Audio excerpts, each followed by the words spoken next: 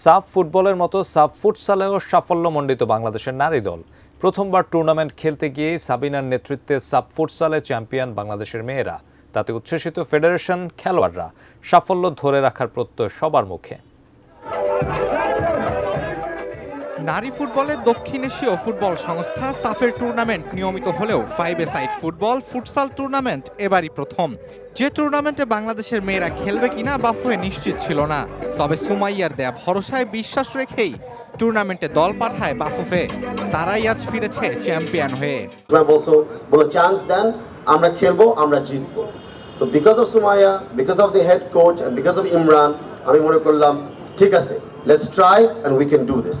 জাতীয় নারী ফুটবল দলের সাবেক অধিনায়ক সাবিনা কিংবা মাসুরা কৃষ্ণারা ছিলেন এই দলে, তাই টুর্নামেন্ট জেতার ব্যাপারে অনেক আত্মবিশ্বাসী ছিলেন সুমাইয়া। আমাদের রেডি প্লেয়ার্স আছে, ফেডারেশন সাপোর্ট দিয়েছে, এর জন্যই আমরা টিমটা করতে পেরেছি আর জিততে পেরেছি আলহামদুলিল্লাহ। টানা দুবার মেয়েরা সাফ চ্যাম্পিয়ন হওয়ার পর ছাদখোলা বাসে সংবর্ধনা পেয়েছিল। এবার ফুটসাল টিমকেও একইভাবে বরণ করে নেয় ফেডারেশন।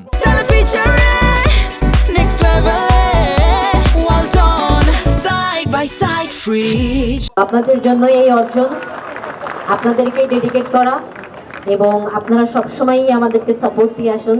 মেয়েরা সাফ জিতে দেশে ফেরার পর বোনাসের ঘোষণা দিয়েছিল ফেডারেশন। ফুটসাল চ্যাম্পিয়ন মেয়েদের জন্য বোনাসের সিদ্ধান্ত হলেও সেই অঙ্কটা জানায়নি বাফুফে।